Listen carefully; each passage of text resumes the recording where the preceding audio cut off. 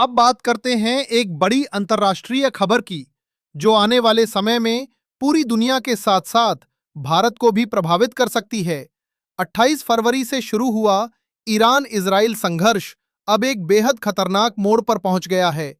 Israel ने Iran के सबसे बड़े ऊर्जा ठिकाने साउथ पार्स गैस फील्ड पर हमला कर दिया है। ये वही गैस फील्ड है जिसे दुनिया का सबसे बड़ा नेचुरल गैस भंडार माना जाता है। इस हमले के बाद पूरे मिडिल ईस्ट में तनाव तेजी से बढ़ गया है।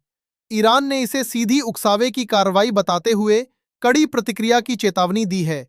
हालात को बिगड़ता देख डोनाल्ड ट्रंप ने हस्तक्षेप किया है। उन्होंने कहा कि अब इजराइल इस गैस फील्ड पर आगे हमला नहीं करेगा। ट्रंप ने साफ तौर पर कहा कि ये ऑपरेशन पूरी तरह से इजराइल का था और अमेरिका को इसकी पहले से कोई जानकारी नहीं थी।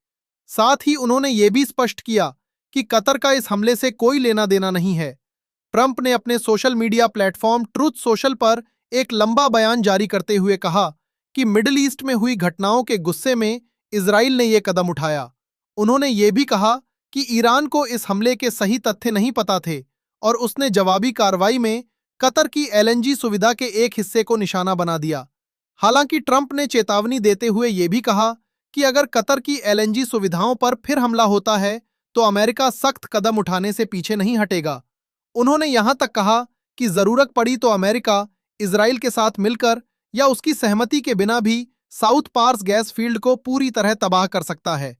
इधर ईरान की ओर से किए गए ड्रोन हमलों में कतर के रास लाफान और मैसाइद जैसे बड़े एलएनजी टर्मिनलों को निशाना बनाया गया है, जिससे उत्पादन प्रभावित हुआ है। ये स्थिति इसलिए बेहद गंभीर है क्योंकि दुनिया की करीब 20% एलएनजी सप्लाई इसी क्षेत्र से होती है। अगर ये सप्लाई बाधित होती है तो इसका असर सिर्फ मिडिल ईस्ट तक सीमित नहीं रहेगा, बल्कि पूरी दुनिया में ऊर्जा संकट पैदा हो सकता है। वहीं इजराइल के हमले में ईरान के बुशेहर प्रांत के असालुए इलाके में स्थित गैस प्रोसेसिंग प्लांट, पाइपलाइन और फेज 14 यूनिट्स को नुकसान पहुंचा है। आग लगने के कारण गैस उत्पादन आंशिक रूप से ठप हो गया है।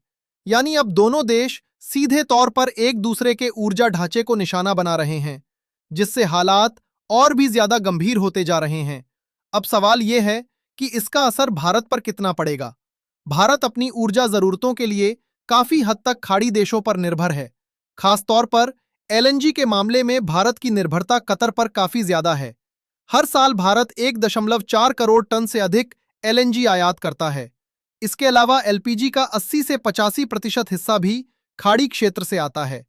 अगर इस क्षेत्र में लगातार हमले होते रहे या सप्लाई चेन बाधित हुई तो भारत में गैस, पेट्रोल और डीजल की कीमतों में तेजी आ सकती है।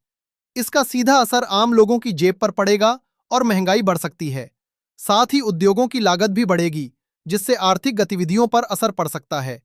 ईरान ने सऊदी अरब, यूएई और कतर के कई ऊर्जा ठिकानों को निशाना बनाने की धमकी दी है। अगर ऐसा होता है तो यह संघर्ष एक बड़े क्षेत्रीय युद्ध का रूप ले सकता है, जिसका असर वैश्विक अर्थव्यवस्था पर भी पड़ेगा। फिलहाल पूरी दुनिया की नजर इस बात पर टिकी है कि आगे क्या होता है।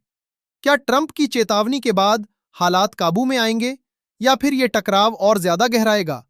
ये आने वाला समय ही बताएगा।